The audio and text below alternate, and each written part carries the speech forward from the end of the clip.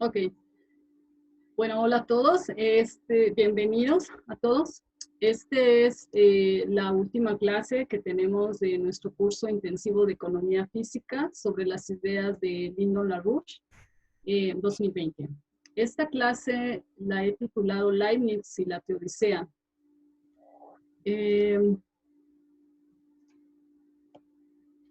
La Teodicea es un documento, es un libro, perdón, que escribió Leibniz en 1710, que es aproximadamente de 400 páginas, donde él aborda los conceptos sobre la bondad de Dios, el origen del mal, la libertad del hombre, pensando en preguntas que realmente todos nos hemos hecho. Él lo hace, por supuesto, como es Leibniz, a un nivel filosófico, científico muy profundo, tanto que, bueno, utiliza 400 páginas, más otras que después desarrolla con la monadología.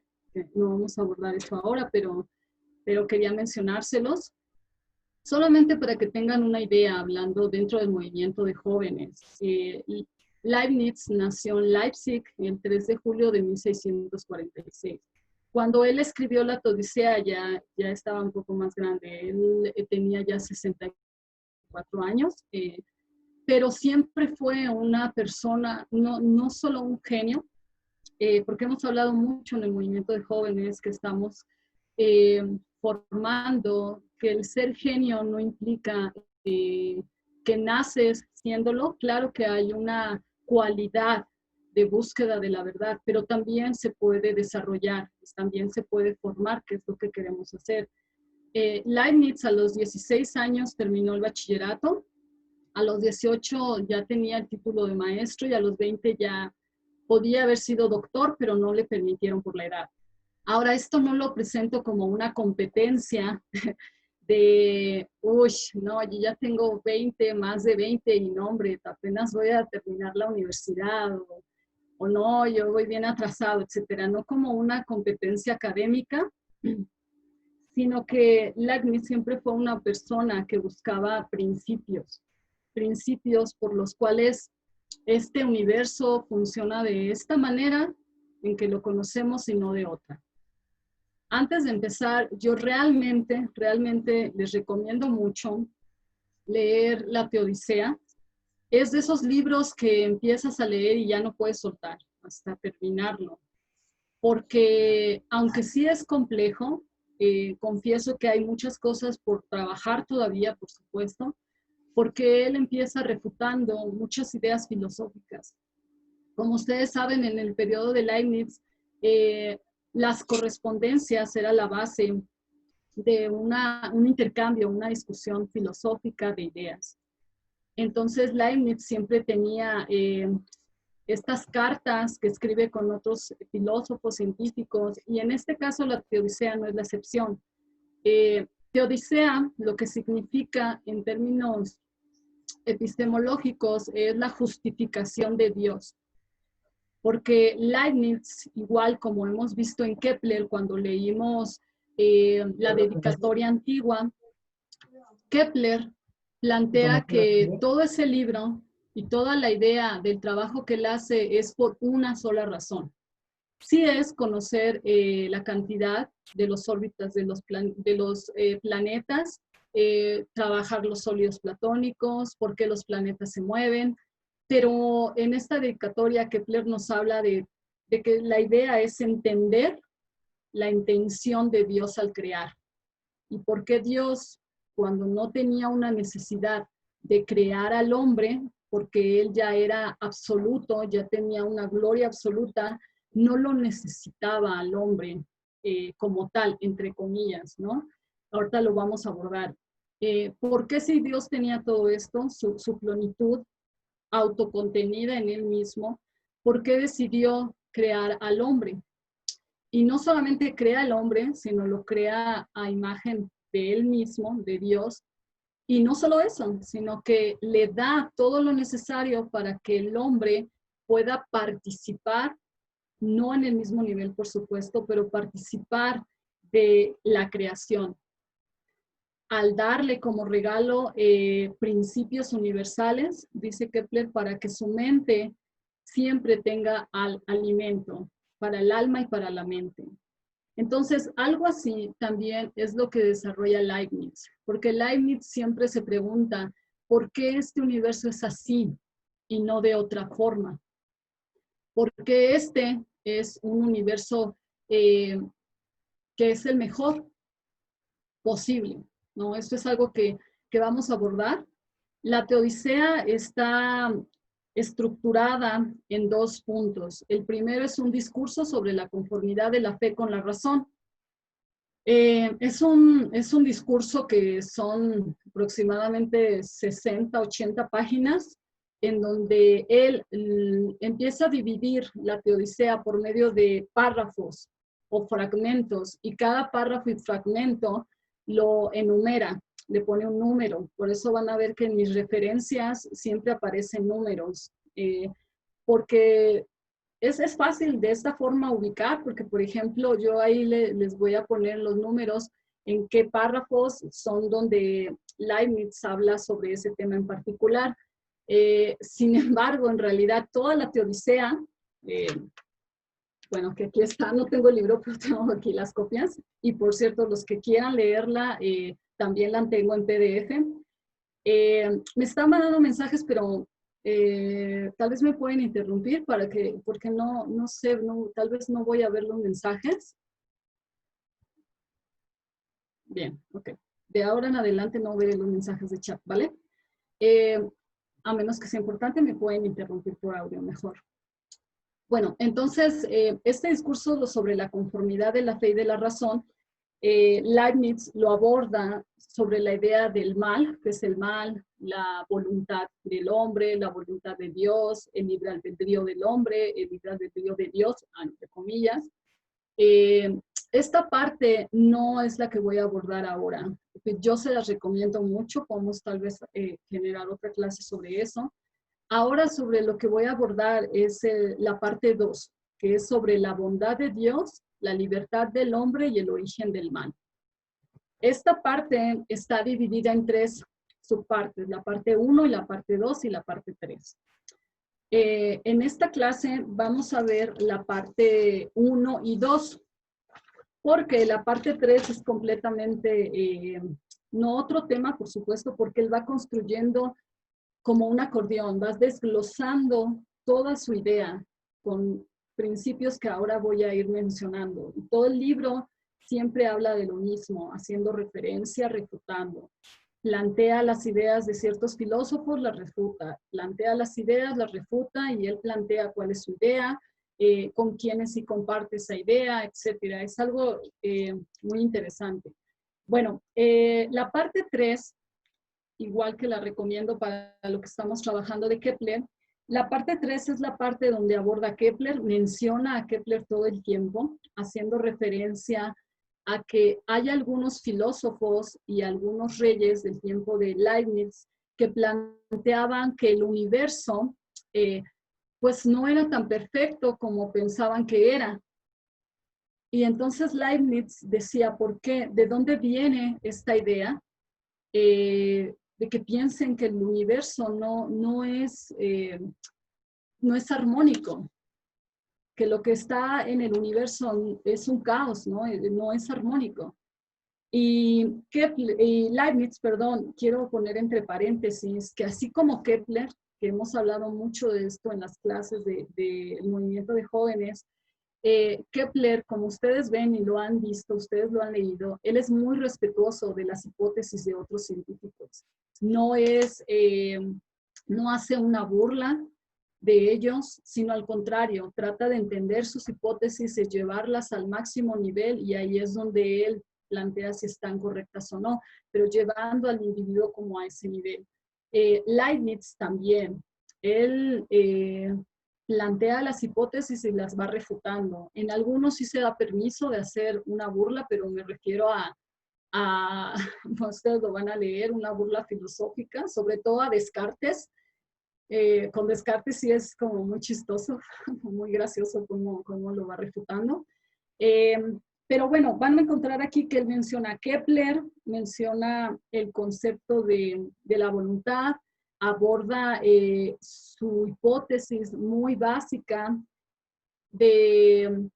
la hipótesis muy básica del cálculo que él desarrolló, habla sobre las leyes del movimiento, empieza una refutación más profunda de Descartes, habla del movimiento circular, en donde él dice que este movimiento circular sería imposible en este universo. ¿Por qué? Porque el movimiento circular perfecto no existe. Dice, se necesitaría tener un milagro constante para que exista el movimiento circular de los planetas. Y esto que yo les mencionaba, que había filósofos que pensaban o decían que este universo no era tan bueno, que lo que Dios había creado no era tan bueno, Leibniz aborda diciendo, oh, ya sé por qué están planteando que no es tan bueno, no es por el universo, sino es por las explicaciones de los científicos, como Ptolomeo y Copérnico.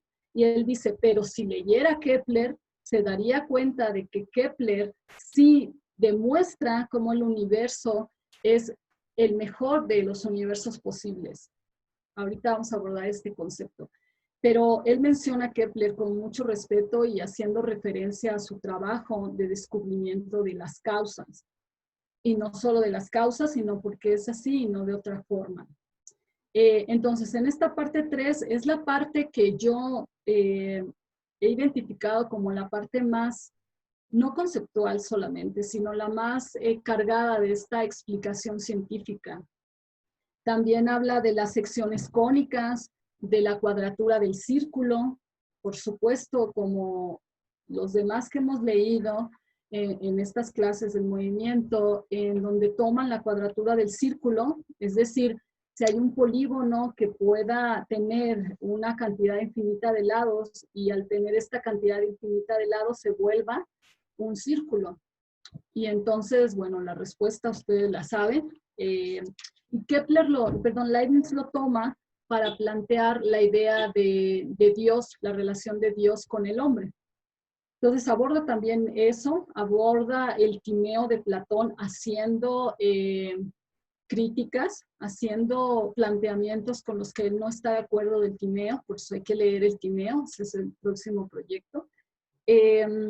Sobre el continuum también habla Leibniz en la parte 3, sobre la sustancia y el accidente. A mi perspectiva, toda la Teodicea es un desarrollo de algo que él hace mucho más compacto y mucho más denso en ideas, que es la monadología. Para mí, de lo que yo he leído de la monadología, la Teodicea es como todo el fundamento de la monadología. Y en la parte 3 es donde Leibniz empieza ya a abordar la parte de la sustancia, la parte del accidente, lo que da fundamento para después hablar de la mónada. Entonces, bueno, toda esta parte es lo que no vamos a ver hoy, pero quería que lo supieran para invitarlos a que lean la Teodicea, porque es de verdad muy extraordinaria. Yo en lo particular pude muy humildemente entender un poco más la idea de Dios al leer la Teodicea, porque la forma en que nos han hablado de Dios son formas muy radicales, ya sea en la parte religiosa, que se queda siempre hasta un nivel en donde te pueden presentar un Dios bondadoso, pero también, no digo que sea cultural, pero también te dan la idea de un Dios que te va a castigar si haces algo malo. Es decir, empieza este concepto de los castigos, bueno, no voy a balconear a nadie, pero igual de niña, ¿no? Yo escuchaba que me decían, no hagas eso porque te va a castigar Dios, o no contestes a los mayores porque te va a castigar Dios. Es decir, todo el tiempo había una correspondencia que si tú hacías algo malo, entonces Dios te castigaba. No había una explicación de qué es. Y en muchas partes con esta referencia se tenía, o por lo menos yo en particular, que es de lo que yo puedo hablar de mí, tenía una idea de un Dios pues poco misericordioso, un poco, y también la idea de un Dios pues muy como eh, que no veía la parte buena, sino solo cuando te equivocabas y estaba ahí como detrás de ti viéndote que no hicieras algo malo y sobre todo con tus papás, ¿no? Entonces, cuando hablaban de que pídele a Dios o encomiéndate o busca el bien, etcétera, no era congruente. Es decir, hasta cierto nivel, la parte religiosa en mi caso, no lo generalizo, fue limitada. Lo agradezco, pero fue, pienso, limitada. Cuando yo conocí a Leibniz con la Teodicea en particular, yo creo que fue el libro que para mí me hizo entender mucho más y ver a un Dios misericordioso, ver a un Dios que no es que decide que existe el mal, porque aquí viene, esta es el corazón de la Teodicea. Las preguntas que todos nos hemos hecho, seamos científicos, filósofos, personas normales, cualquier persona se ha hecho estas preguntas. Si Dios permite el mal, ¿por qué ocurre el mal?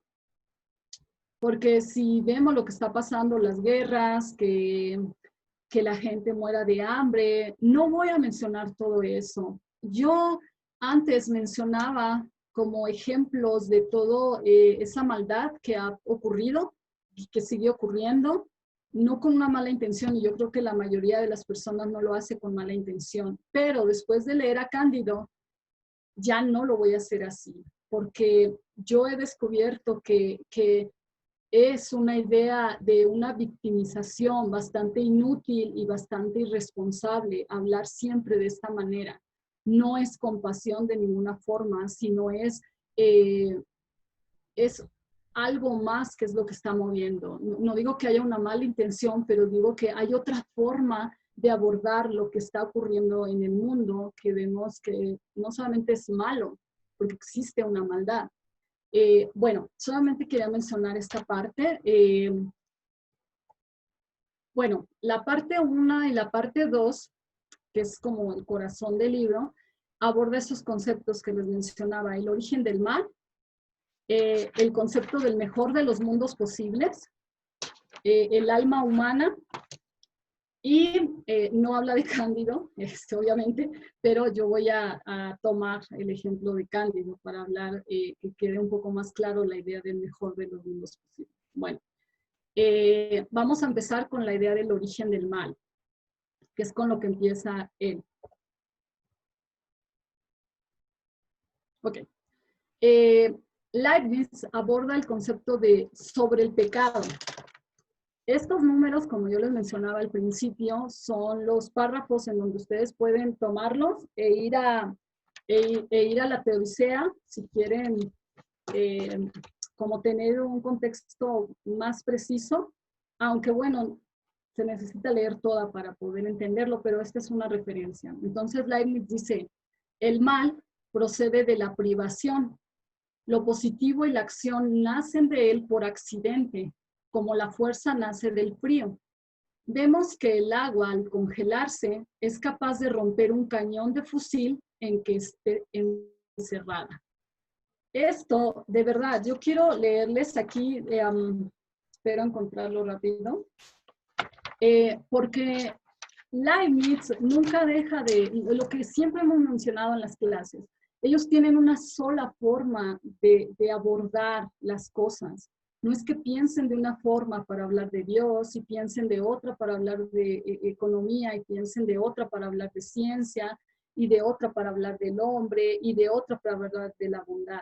Ellos tienen, no solo es un método, ahora veo también, no es un método, es un estado emocional, intelectual, que coexiste en el individuo permanentemente y en mejora. Es perfectible. Entonces, a mí me impresiona mucho cómo escribe Leibniz, porque de repente está hablando del mal y te dice, ok, la forma en que vas a entender el mal es con este experimento científico. Y yo digo, ¿cómo? Entonces, como A mí me dejó así, entonces yo pretendo a ustedes también los deje igual y esto va a ser una tarea que vamos a revisar con las clases de Kepler. Esta tarea es para ustedes. Si ustedes quieren entender por qué el mal procede de la privación y no es como hemos estado hablando, que tal vez el mal y el bien coexisten con el mismo poder, que es como una dualidad, ¿no? Leibniz para nada está de acuerdo con esta idea, sino él plantea que está de acuerdo con San Agustín cuando él dice que el mal es la ausencia del bien y que de ninguna manera el mal es un principio, porque más bien el mal, aunque él no dice que es la ausencia del bien, pero el 60% de la Teodicea está haciendo referencia a San Agustín y la ciudad de Dios. Leibniz lo explica desde su perspectiva, ¿no? Como es él también, muy científico. Y entonces él dice, el mal procede de la privación. Y da este ejemplo que yo les voy a leer. Él dice, cuando el agua está en un acero y se empieza a congelar, el agua rompe el acero. Busqué varios experimentos y es verdad, al final podemos ver ese experimento en video. Bueno, y él dice esto que yo les quiero leer como la tarea que vamos a dejar al movimiento de jóvenes. Dice, ya he demostrado antes cómo la privación basta para causar el error y la malicia, y cómo Dios es llevado a tolerarlos sin que por eso haya en él malignidad. Póngale ahí un puntito porque es muy importante. El mal procede de la privación. Lo positivo y la acción nacen de él por accidente, así como la fuerza nace del frío. Y después dicen, explicando el movimiento que tiene el agua dentro del acero para poder romper lo que es impresionante, sí lo rompe, se los aseguro. Cuando este movimiento separatista se debilita en el agua por el frío, las partículas del aire comprimido ocultas en el agua se reúnen y haciéndose mayores se hacen más capaces de obrar al exterior por su elasticidad. Porque la resistencia de las superficies de las partículas del aire encuentran en el agua y que se opone al esfuerzo que estas partes hacen para dilatarse es mucho menor y por consiguiente el efecto del aire es mayor en las grandes burbujas de aire que en las pequeñas, aun cuando estas pequeñas estén unidas. Porque, ahí viene la clave, esta es la tarea que tenemos para el movimiento de jóvenes. Si quieren entender cómo explica Leibniz el mal, de dónde viene el mal, él dice, porque las resistencias, es decir, las superficies, crecen como los cuadrados y los esfuerzos, es decir, los contenidos, lo que está contenido, o la solidez de las esferas de aire comprimido, crecen como los cubos de los diámetros. Ahora, la idea que, bueno, esta es la tarea. Voy a mandarla al WhatsApp. Los que estén interesados también dejen sus datos para que yo los busque, ¿ok? Porque este es un experimento que tenemos que hacer. Ahora, la idea que plantea Leibniz sobre el mal es esta idea de que el bien existe y es lo que autocontiene al hombre, digamos. Y el hombre existe el pecado, y Leibniz aborda también esto, el pecado original, y de ahí pasa al concepto de por qué, de la decisión. Porque estos filósofos y muchos de nosotros nos hemos preguntado, bueno, aquí hay una paradoja aparente. Ok, si existe la maldad y Dios es todo, lo absoluto, quiere decir entonces que Él lo permite. Y dan ejemplo de un niño que dejan en un cuarto y dejan una mesa con un cuchillo y una fruta. Y entonces le dicen al niño, no cortes la fruta con el cuchillo porque te vas a cortar. Y entonces, por supuesto, ¿qué es lo que hace el niño? toma el cuchillo y corta la fruta y se corta. Entonces lo que dicen es, ok, tal vez Dios no le dijo al niño que se cortara, pero haciendo una referencia de la responsabilidad que tuvo el padre de dejar a su hijo ahí en un lugar con un cuchillo y la fruta, le dio el arma para pecar o hacerse el mal él mismo. Entonces, el responsable de que ese niño haya hecho algo malo, para él y en general algo malo, es del padre, porque aunque no le dijo que lo hiciera, le creó todas las circunstancias para que él lo hiciera. Entonces, tal vez, dicen ellos, es lo mismo que pasa con Dios. Tal vez Dios no decide el pecado, pero sí lo permite, y no solo lo permite, sino es cómplice del pecado al permitir esto. Entonces, Leibniz aborda esto de una manera muy profunda. Uno, porque dice, no podemos comparar al hombre con Dios. Dos, aquí entra otra vez este concepto del mejor de los mundos posibles. La idea de que Dios ha escogido de las posibilidades que existen la mejor para crear este universo.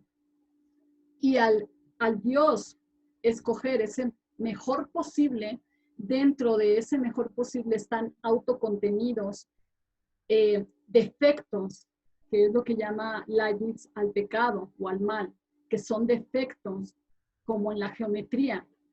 Él dice un ejemplo del teorema de Pitágoras, donde plantea que así como el teorema de Pitágoras, si quitáramos una parte de la hipotenusa y tratáramos de acomodarlo como un tipo rompecabezas, quitáramos la hipotenusa y lo acomodamos con esas partes que quitamos, se vería algo que no tiene forma y que es feo a la vista. Pero si nosotros ponemos las partes que hemos quitado, esa forma se ve mejor. Entonces dice, el pecado y la maldad son, no solamente es esto, la privación, sino el pecado y el mal son deformidades dentro de una uniformidad. Ahora, en esta idea del ejemplo que dan del niño, dan muchos más ejemplos, muchos más ejemplos, algunos burdos, la verdad, pero otros no tan burdos, no tan sencillos, donde sí está esa pregunta, ¿por qué lo permite? ¿Por qué permite que ocurra lo que ocurre? Si tiene un poder absoluto, ¿por qué no lo evita? Y hay quienes preguntan que si Dios provoca ese mal para poder ser misericordioso. Esto realmente es muy fuerte, o sea, dicen, ¿qué tal si Dios está permitiendo el pecado para tener que perdonar? Para sobre pretexto de perdonar al hombre y verse más misericordioso. Obviamente Leibniz contra eso es fuertísimo, diciendo, es que Dios no necesita eso. Dios es un amor absoluto, pero también Dios permite al hombre tomar su decisión.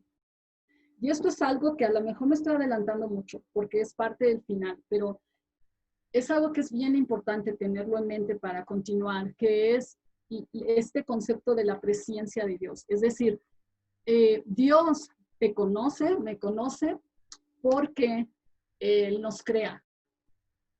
Nos conoce y sabe lo que vamos a decidir en todo momento, no solamente en una circunstancia, sino Él no necesita, como cuando leímos las cartas de la educación estética del hombre, para Él no existe el tiempo, no necesita el tiempo.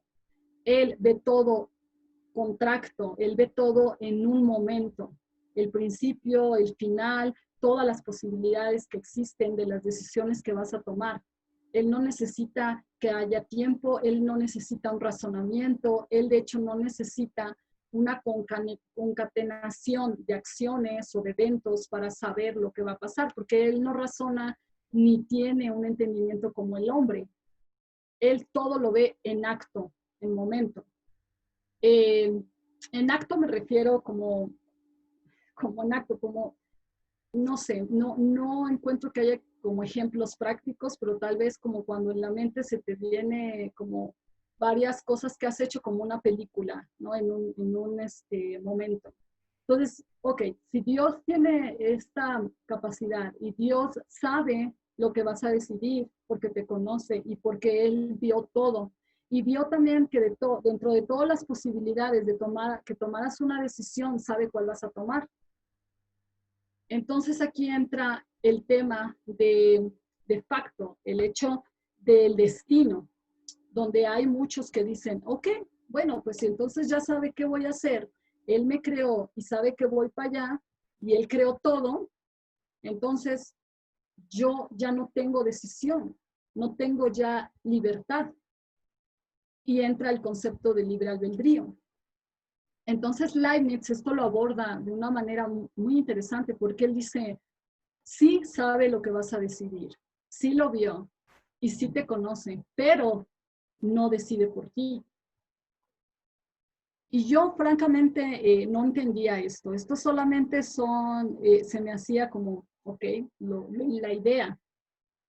Cuando yo lo entendí mejor, y no voy a dar el ejemplo de un hijo porque algunos de ustedes no los tienen, pero sí, imagínense de alguien a quien quieren mucho, de una persona de su familia o alguien a quien quieran mucho, que ustedes conocen, que tal vez tienen la idea de qué tipo de decisión va a tomar en un momento difícil, tal vez tienen la idea y demás, eh, y lo conocen, pero no van a decidir por él. Yo creo se entiende mejor cuando hay un hijo, que tú lo conoces, lo vas educando, vas construyendo su personalidad, no sé, vas desarrollándolo, etcétera. Todo lo que un padre hace con un hijo y sabes más o menos qué decisiones va a tomar porque lo conoces. Pero uno, no está determinada esa decisión ni es necesaria, es decir, no es absolutamente seguro, por decirlo de alguna forma, que él va a tomar esa decisión que tú crees que va a tomar. Y dos, no eres responsable de la decisión que tome él. Entonces, algo parecido, lo quiero hacer como aterrizar lo más posible, y algo parecido es con Dios, que Él sabe lo que vas a decidir, pero Él no decide por ti, porque Él da la capacidad al hombre de decidir, y al darle la capacidad al hombre de decidir, como el hombre, es decir, el hombre y la mujer, ¿no? O sea como idea del hombre, como el hombre es una persona que no es perfecta, sino perfectible, entonces en esa imperfección o perfectibilidad existe un accidente que da pie a que exista la posibilidad del pecado, de hacer algo malo. Pero eso es parte del libre albedrío. Entonces Dios lo permite una libre decisión, sabiendo que eso puede traer consigo un mal. Voy a continuar con esta idea. Dice, el origen del mal viene de más lejos. Está hablando esto de una idea que yo les comentaba, ¿no? Un filósofo planteaba, bueno, en realidad la idea del mal viene del demonio, ¿no? Él decía, bueno, del demonio, de los ángeles, que era él el preferido de Dios, y entonces a él no le gustó que Dios considerara o amara más al hombre que a los propios ángeles. Entonces se rebela contra él y, bueno, se crea Satanás. Entonces dice Leibniz, el origen del mal viene de más lejos, puesto que está en la imperfección primitiva de las criaturas, lo que yo les comentaba, lo cual hace que sean capaces de pecar. Y hay circunstancias en el curso de las cosas en que esta potencia se convierte en acto. Esta potencia se convierte en acto. ¿Qué es potencia? La posibilidad. La posibilidad.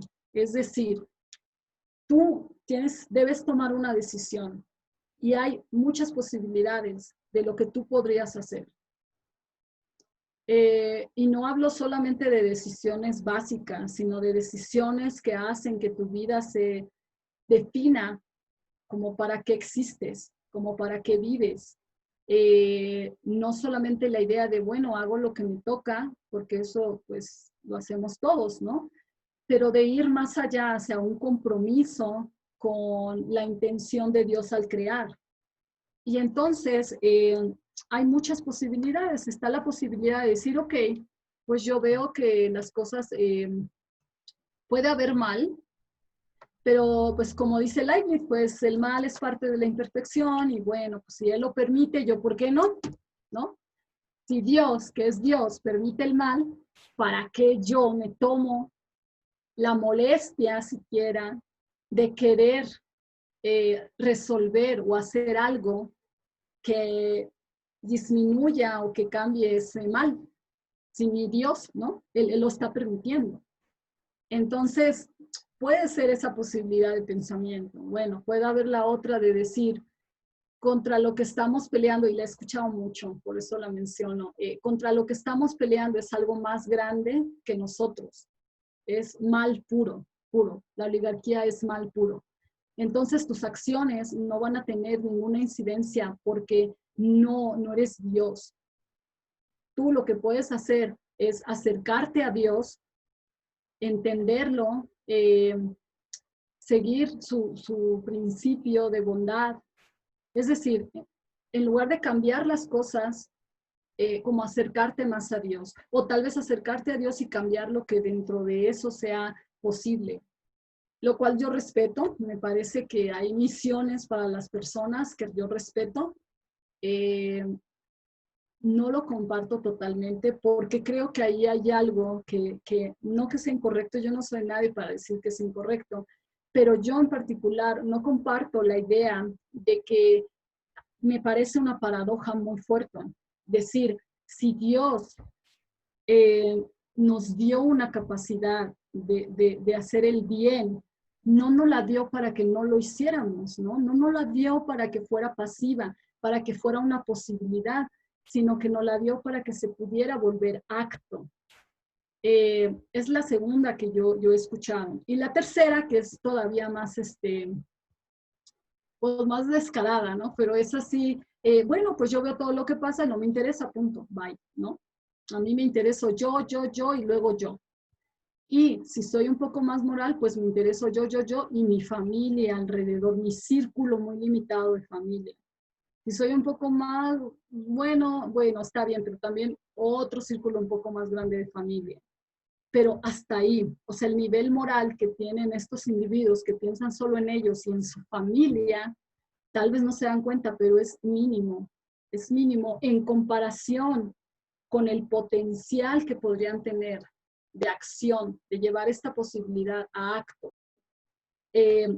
Entonces, dentro de esta parte, yo menciono todas estas posibilidades porque no es que yo diga es mejor hacer el bien en más potencial, sino allí está planteado, de todas esas posibilidades uno puede decidir, pero todas son posibles, pero solo una se va a llevar a acto. En nuestro caso, como seres humanos, no necesariamente la que elijamos de esas posibles será la mejor, no necesariamente en lo particular. Sin embargo, esa decisión que tomemos, Dios ya la contemplaba, Él ya sabía que eso iba a pasar, pero no porque Él sabía que iba a pasar, esa decisión es necesaria para justificar o comprobar eh, que Él ya lo había concebido. Es decir, aunque esa decisión ya era conocida por Dios, no se vuelve necesario decidirla para comprobar que Dios estaba bien. No es necesario. Sino que esa decisión solamente Él la tenía contemplada porque nos conoce, porque Él ve en acto todas las decisiones infinitas que puede tener, no solamente esta generación, sino en general, ¿no? La creación. Ahora, dentro de esto, nosotros no necesariamente tomamos la decisión correcta, la decisión mejor. De todas las posibilidades, no necesariamente escogemos la mejor. Pero Dios, de todas las posibilidades de existencia, sí escogió la mejor, porque ese es su principio. No pudo haber escogido, como hay un concepto que se llama el equilibrio, un equilibrio y la indiferencia de equilibrio en donde dicen, bueno, dan el ejemplo de un burro en la Teodicea, de un burro que está en medio de un campo y de este lado hay comida y de este lado hay comida, de los dos lados. Y entonces dicen, el burro no sabe o le da igual comer de este lado y comer de este lado. Así Dios, ¿no? Así, bueno, les digo, hay ejemplos muy burdos y ejemplos muy elaborados. Pero este ejemplo, Leibniz lo que plantea es, no, no podemos decir que Dios le daba igual crear este universo de una forma a crearlo de otra, sino creó la que era mejor posible dentro de los propios principios, dentro de lo que Leibniz llama las verdades eternas o principios universales, que el que no se cumplan lleva a una contradicción. ¿Cómo podemos hablar que es el mejor de los mundos posibles si no tiene una armonía, si no hay principios que lo guían? Eso sería una contradicción. Y Dios no puede caer en contradicción. Por eso Dios mismo sigue lo que Él ha creado como un principio. No puede faltar a ese mismo principio bajo el cual creó su creación. Bueno, dentro de esta idea de que Dios permite el pecado y el mal, hay este punto. Dice, Dios concurre moralmente al mal moral, es decir, al pecado, sin ser autor de este y aún sin ser cómplice del mismo, que es lo que yo les comentaba. O sea, aquí hay una idea, es curioso. Yo les quiero leer algo que Leibniz pone, que a mí me dio mucha risa, donde él dice algo que yo concuerdo, que dice, el hombre se complace en extraviarse para perderse de lo importante. El hombre se complace en extraviarse para perderse de lo importante. Es decir, qué conveniente es para el hombre esta idea, ¿no? Qué conveniente es para el hombre creer que Dios permite el pecado, que ya hay un destino establecido, que en realidad, aunque tú hagas lo que hagas, de todas maneras, pues ya Dios decidió y ya estaba todo visto, ya para qué hago algo.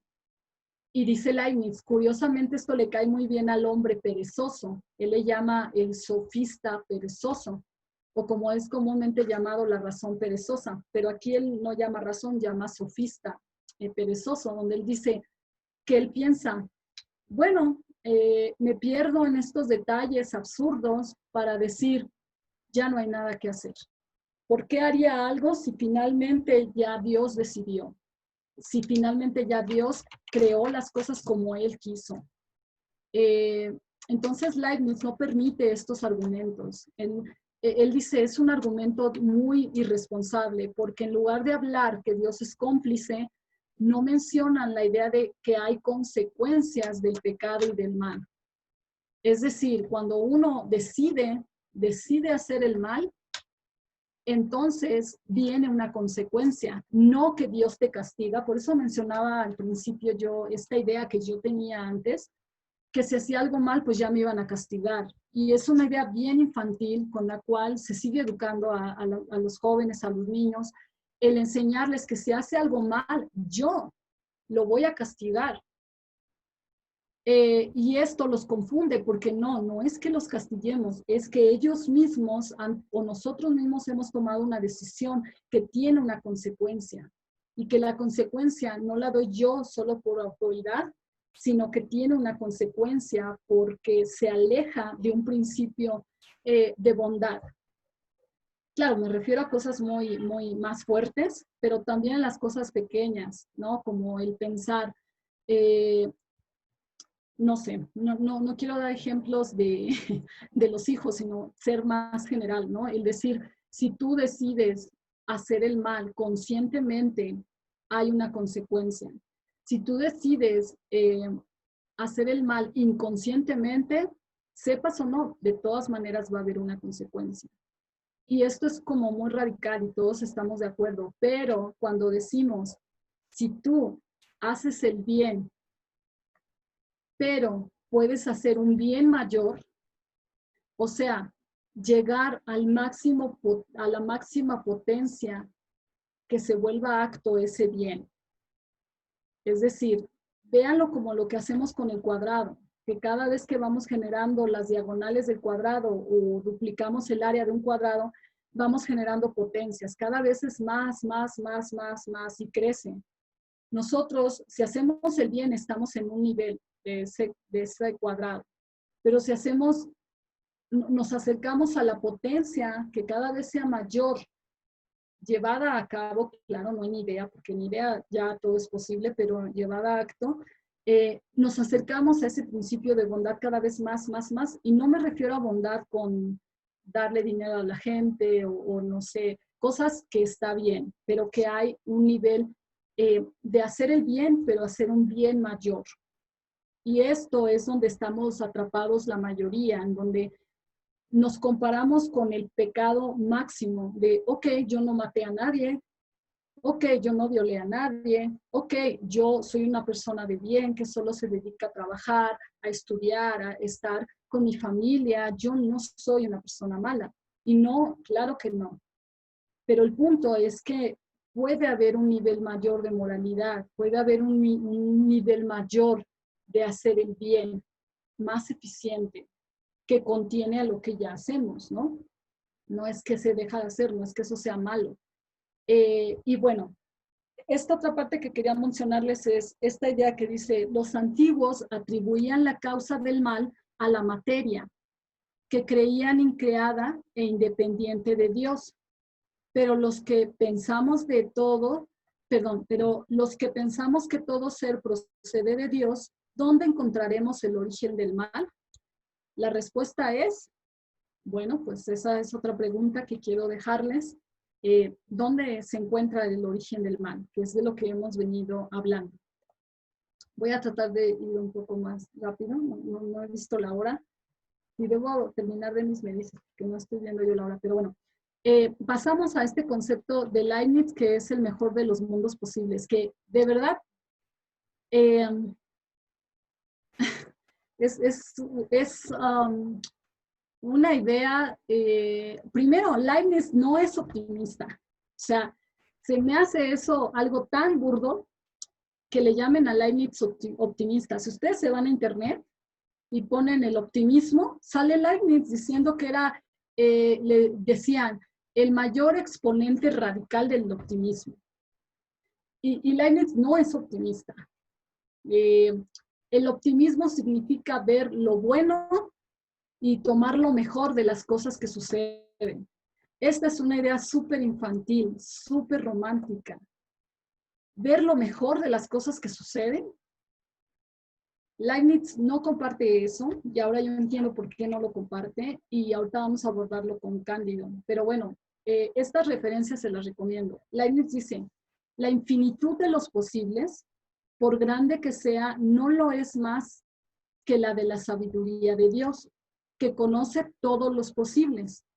Puede hasta decirse que si esta sabiduría no supiera a los posibles extensivamente, no supera a los posibles extensivamente, puesto que los objetos del entendimiento no pueden ir más allá de lo posible, que en cierto sentido es lo inteligible.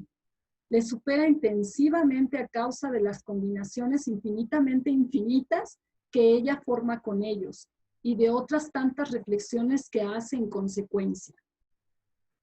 Es decir, que aunque exista una infinidad de mundos posibles, mundo se refiere a la creación en su totalidad, que aunque exista una infinidad de posibilidades, él, aunque sean infinitas, están contenidas en él.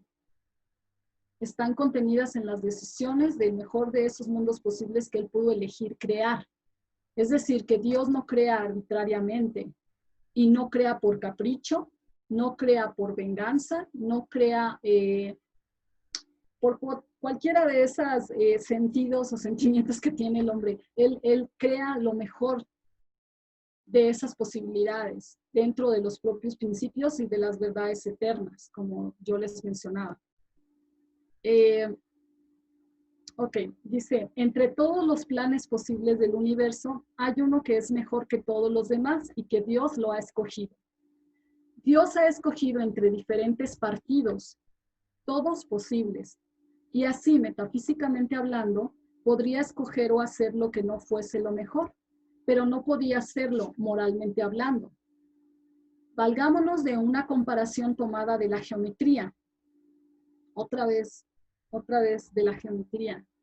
El mejor camino de un punto a otro, hecha abstracción de los impedimentos y demás consideraciones accidentales del medio, o sea, todas las deformidades que pueda haber y que ese espacio-tiempo tenga, él dice, ese es el planteamiento de Leibniz, ¿no? Dice, el mejor camino de un punto a otro, repito, de un punto a otro es único. Es el que sigue la línea más corta. Él dice, es la recta. Eso es el Leibniz. Ahora, lo desarrolla más, pero lo que él dice es, hay infinidad de formas de conectar dos puntos. Puede ser en zigzag, puede ser con curva, puede ser haciendo 1000 dibujitos para conectar un punto a otro, puede ser que empiezas en uno, te vas por allá, regresas, ya pasas al otro punto, etcétera. Infinidad, como infinidad de personas que lo puedan hacer. Y todas esas son posibilidades que se pueden volver acto. Acto se refiere a que se vuelvan realidad. Pero él dice, el mejor es este, la línea recta, y lo desarrolla. Y en la parte 3 lo vuelve a tomar con un párrafo sobre su idea del cálculo. Y él hace referencia a esto. Es decir, a mí lo que se me hace muy, pues no interesante, sino lo que se me hace muy profundo y me demuestra de nuevo que LaRouche tenía razón, es que cuando LaRouche nos decía al movimiento de jóvenes, es que queremos tener una universidad que estudie geometría, que estudie ciencia, economía, política, música, filosofía, y aparte que organice a la población políticamente. Que lea las cartas de Schiller, que lea a Cervantes, a Shakespeare, que pueda declamar un poema, que pueda cantar a Bach. Todo eso quiero que haga el movimiento de jóvenes. No sé si en ciertas etapas lo lograron ciertos individuos, pero con esto que dice Leibniz lo entiendo, porque no es que pienses de una forma para abordar la geometría y de otra para abordar otra cosa, es tú eres la misma persona. Así como piensas en la geometría, así piensas en la política y así resuelves tus problemas personales. Es una sola forma de pensar. No hay partes en el cerebro que un cachito es que usas para la geometría, otro cachito para cuando hablas de esto, otro cachito para cuando estás con tu novio, otro cachito para cuando estás con tu esposo y así, sino que es un solo estado mental. Y también lo aborda Leibniz en la parte 3, cuando habla del continuo. Entonces, esta idea que él menciona es porque dice, Dios, aunque tengas el mejor geómetra del mundo, que haga la mejor geometría, eso no es nada si no es dentro de los principios que ha creado Dios para crear este universo. Es decir, la geometría va acorde con las verdades eternas. Son principios que ni Dios mismo puede violar. Por eso lo que él hace tiene una armonía preestablecida, que ahorita vamos a ir a este punto. Esto de la razón perezosa ya lo he mencionado. Yo creo que se entiende. Ok, armonía preestablecida. Dice, en la región de las verdades eternas se encuentran todos los posibles y por consiguiente, tanto lo regular como lo irregular, y es preciso que haya una razón que obligue a preferir el orden y lo regular, y esta razón solo puede encontrarse en el entendimiento. Además, estas verdades mismas no existen sin que haya un entendimiento que tenga conocimiento de ellas, porque no subsistirías si no hubiese un entendimiento divino en que se encuentren, por decirlo así, realizadas.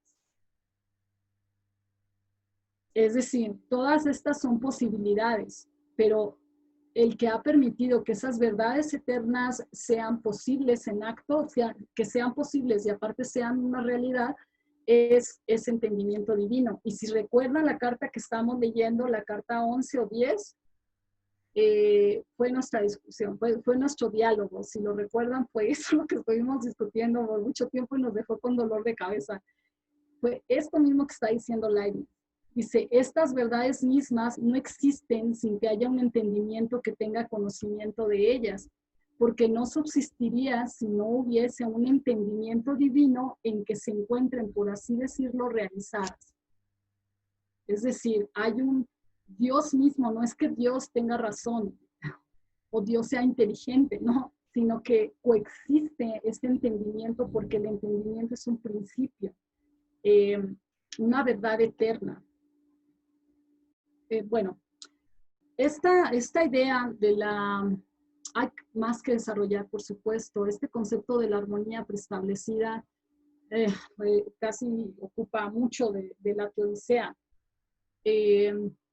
pero creo que podemos seguir avanzando porque hay muchos conceptos más que podemos abordar y uno de ellos es el concepto que Leibniz toma del alma humana, para ya ir terminando. De aquí empieza a hablar de las mónadas, de la sustancia, del accidente. Bueno, él dice, en ellas, en las almas, en ella hay no solo un orden de percepciones distintas que constituyen su poder o imperio, sino también una serie de percepciones confusas o de pasiones que forman su esclavitud.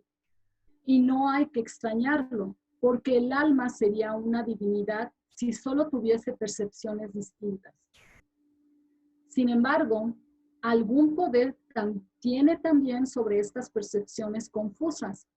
Estas percepciones confusas se refiere Leibniz a la idea de las imperfecciones de la materia, de lo que hablábamos, de dónde viene el pecado, que como no somos perfectos y está ese hueco de una imperfección, o como en la geometría,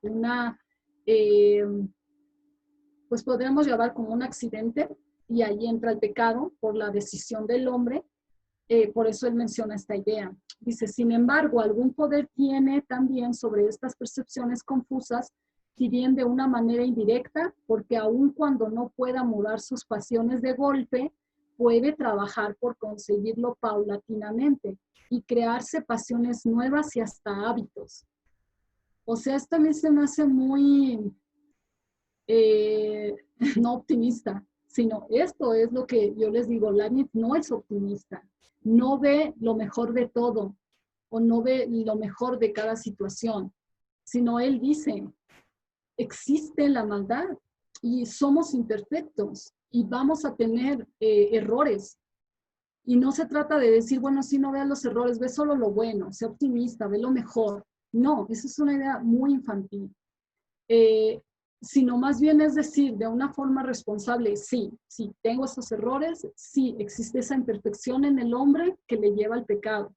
Y como sí lo reconozco, me vuelvo responsable de las decisiones que tomo, pero esa responsabilidad, al contrario de como nos han dicho a los jóvenes, que creo que es una de las razones por la que los jóvenes no toman, no toman una decisión de actuar por lo que ocurre, es que nos han educado de una forma muy infantil, haciéndonos creer que el tomar responsabilidad implica perder nuestra libertad, volvernos adultos, volvernos aburridos, volvernos apáticos, volvernos todo lo que algunos ven a los adultos, ¿no? Yo pensaba de esa forma, decía, no, prefiero ser irresponsable, pero no volverme amargado. Eso pensaba, ¿no?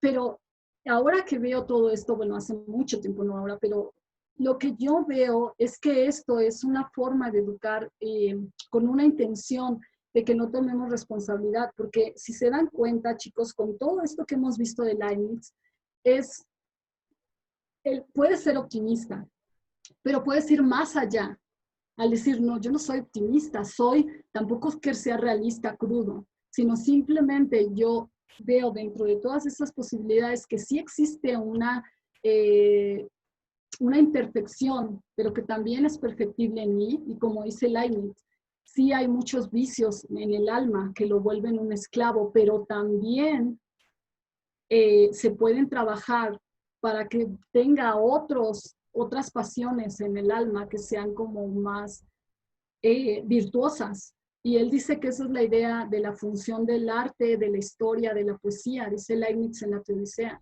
La función de la poesía y del arte y la historia debe ser mostrar la virtud en su plenitud para que el vicio sea rechazado por en algunos individuos por default y en otros con trabajo, que nos cuesta trabajo, pero es rechazada.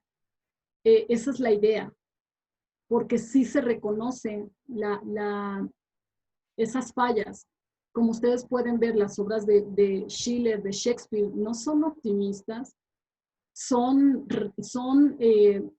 plantean esa naturaleza humana, porque no somos perfectos, afortunadamente no lo somos, ¿no? Entonces, esta parte a mí me gustaría dejarla como muy planteada, porque sí da una posibilidad de mejorar en el bien que uno hace y tener la oportunidad de conocer que hay algo mejor, que haces algo bueno, pero hay algo mejor que eso bueno que estás haciendo, y cada vez es todo el tiempo, esto es todo el tiempo. Y echar a un lado esta idea infantil que ni a los niños les sirve.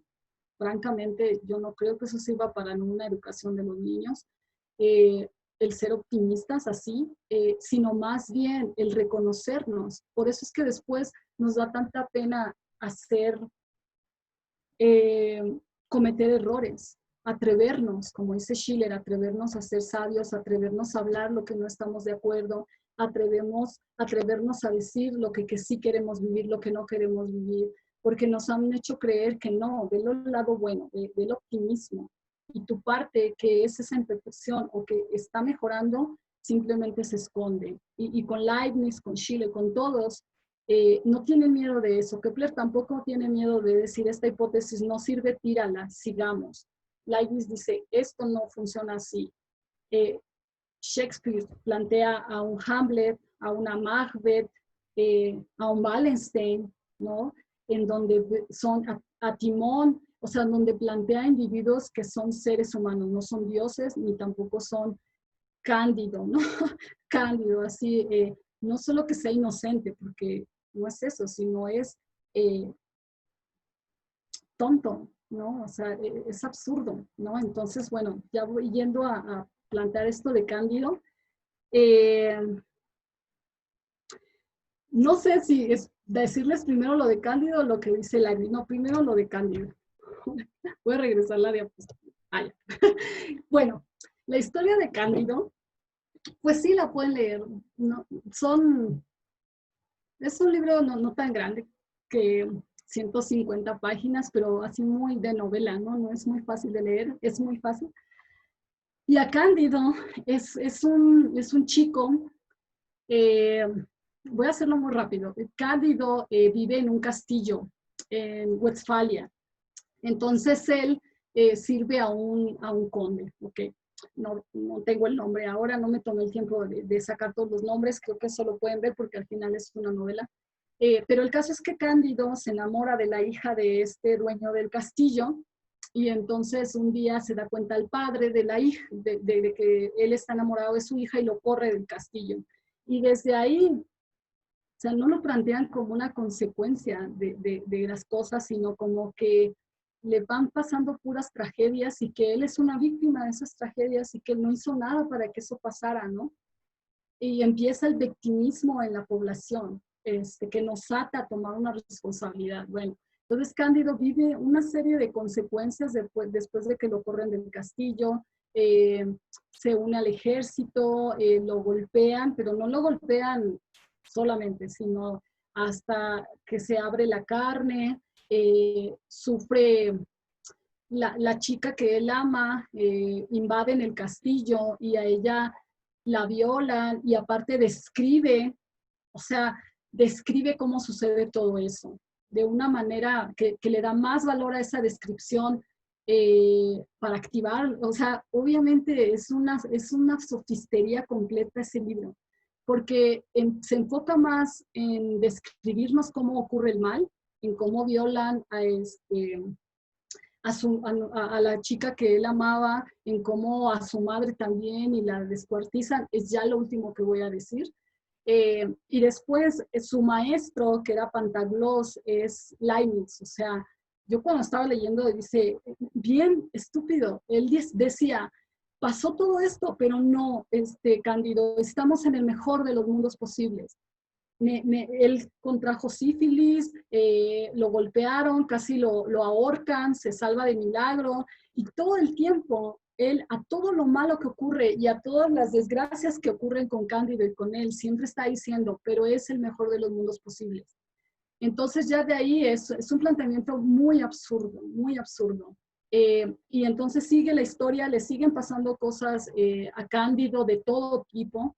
Se encuentra después que Pantaglos le dice, mataron con todo esto que les conté a la persona que amabas, a la chica que amabas, y después resulta que no la habían matado, que ella estaba entre los cadáveres, total que estaba viva, ¿no? Y entonces él la encuentra y para poder liberar a ella, porque ella estaba a cargo de una persona de la iglesia y una persona del gobierno. Y entonces para poder liberarla, Cándido, de repente de ser el bueno, que cree todo lo que le dice su maestro Pantaglos, sobre que este es el mejor de los mundos posibles y existe la bondad absoluta y demás.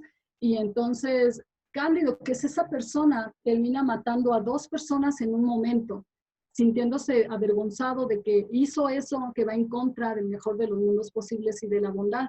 Y él dice, estaría avergonzado Pantaglos de mí, mi maestro. Sigue la historia, sigue la historia, sigue la historia, que es una narrativa nada más. Yo la verdad no le encuentro ningún fundamento de ataque a Leibniz. O sea, yo pienso que una persona que ha leído la Teodicea, que ha estudiado más a Leibniz, tan siquiera que ha ojeado la Teodicea, cuando lea Cándido, sí, no hay una relación, pero tú encuentras en el internet muchas referencias de Cándido y ven que le pone Cándido del optimismo, pero nada de Leibniz. Entonces, una persona que lea la Teodicea no se traga el cuento burdo de Cándido. Entonces le pasan todos estos problemas y todo el tiempo Pantaglos dice, es el mejor y es el mejor.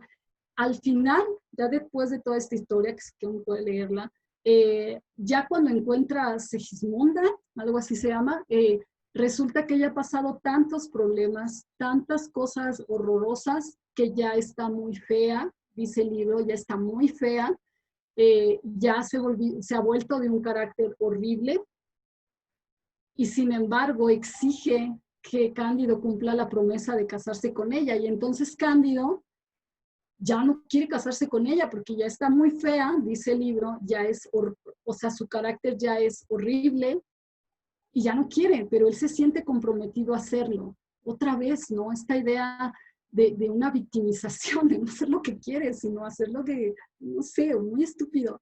Y entonces se casa con ella, o sea, él se ve el mejor de los mundos posibles, es que Cándido se somete a vivir con alguien que no ama, que no quiere, que no le gusta, y que aparte de eso no tiene nada, porque aunque había encontrado un tesoro, que viaja a Perú, y en Perú, según Voltaire, que es lo único interesante que yo sacaría de ahí, que dice que en Perú era el mejor, ese sí era el mejor de los mundos posibles, cómo vivían en Perú, en El Dorado. Es como un paréntesis. Bueno, ahí le dan mucho dinero y con eso pierde el dinero, se lo roban. Al final lo que le queda es para una finca. Y como termina el libro, Cándido le pregunta a Pantaglos, oye, ¿no crees que lo que hemos vivido hace referencia a que realmente este no es el mejor de los mundos posibles? Y entonces Pantaglos dice, yo como buen filósofo jamás me voy a jamás voy a negar lo que planteé toda mi vida. Este es el mejor de los mundos posibles. Y no nos queda otra, Cándido, más que labrar nuestro propio huerto, como una metáfora de, bueno, pues no queda otra más que, pues, ver por ti, ¿no?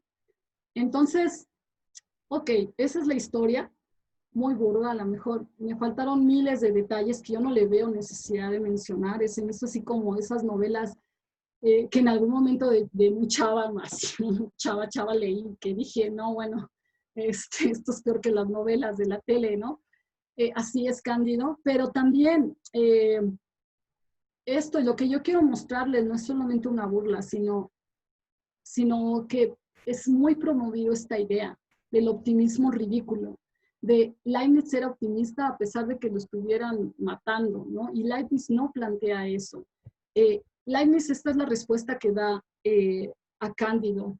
bueno, que yo digo, porque no dijo que era la respuesta, pero dice, yo creo que hay en esto exageración.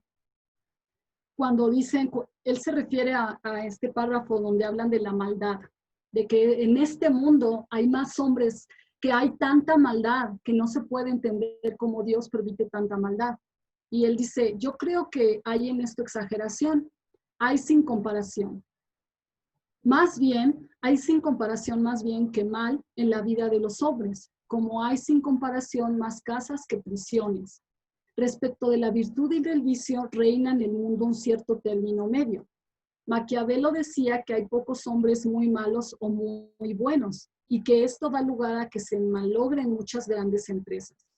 Es, a mi juicio, una falla en los historiadores el que se inclinen más a notar el mal que el bien.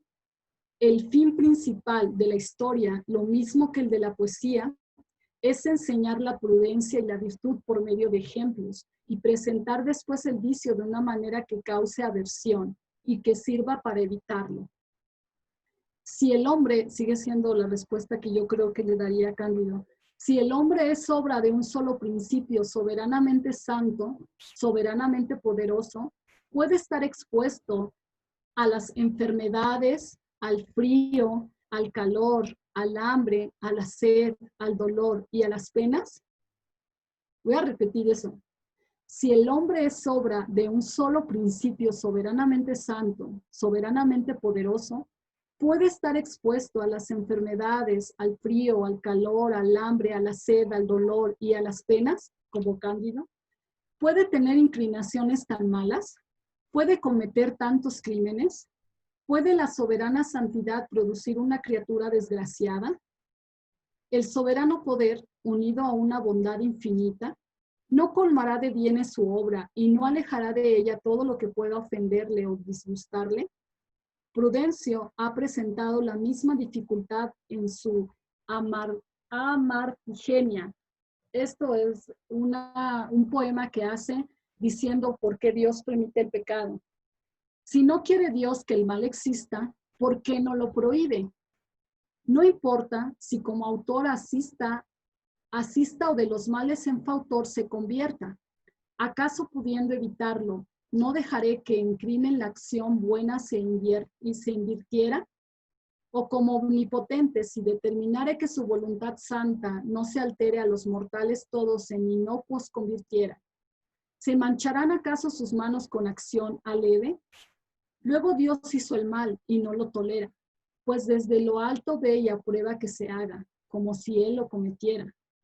Él lo ha creado, ya que pudiendo suprimirlo, lo deja avanzar por el continuo uso sin molestarse en abolirlo. Esto es lo que Leibniz refuta en este párrafo anterior que yo les leía. Es la idea de que, dice Leibniz, bueno, claro que ocurre esto, pero es parte. No quise hablar aquí de que hay un mal, no como ese rollo de que hay un mal, que no hay mal que por bien no venga, sino que tal vez se parece, pero él dice, un mal menor puede estar contenido en un bien mayor, pero como sí se requiere un contexto, porque si no, siento que no queda claro, pues esta parte no la abordé. Ahora, en esta, voy a dejar de compartir. Ok. Quiero leerles esta última, con lo que yo quiero terminar esta reunión. Wow. Ok. Perdón, ya me he llevado mucho tiempo. Bueno, solamente termino con esta. Con esta frase que quiero dar, es la última página. La última página de la Teodicea, donde dice Leibniz esto. Habéis aprendido la geometría cuando eras joven, como todos los griegos bien educados. Sabéis, por lo tanto, que cuando las condiciones de un punto que se pide no le determinan lo bastante y hay una infinidad de ellos, caen todos en lo que los geómetras llaman un lugar. Y este lugar, por lo menos, que muchas veces es una línea, se verá determinado. De igual modo, podréis figuraros una serie ordenada de mundos que contendrán todos y cada uno por sí el caso de que se trata, variando sus circunstancias y consecuencias. Pero si suponéis un caso que no difiere del mundo actual más que en una cosa definida y en sus resultados, os responderá a ello un cierto mundo determinado. Todos estos mundos están aquí, es decir, están en ideas. Os mostraré uno donde aparecerá no precisamente el mismo Sexto, porque antes había dado un ejemplo de las decisiones que tomaba Sexto. Dice, os mostraré uno donde aparecerá no precisamente el mismo Sexto que habéis visto. Esto no es posible porque lleva siempre consigo lo que él será, sino sextos aproximados, varios sextos aproximados que tendrán todo aquello que conocéis ya del verdadero sexto, pero no todo lo que se halla en él, sin que de ello se aperciba, ni por consiguiente todo lo que aún tiene que sucederle. Encontraréis en un mundo un sexto muy dichoso y encumbrado por la fortuna, en otro un sexto contento con su mediana suerte, sextos de todas especies y de una infinitud de maneras. Ese es como 5 párrafos antes de que termina la teodicea. Entonces, esa es la idea de lo que presenta Leibniz. Hay más conceptos por trabajar, o por presentar, pero bueno, yo dejo con esto para preguntas y diálogo. ¿Vale?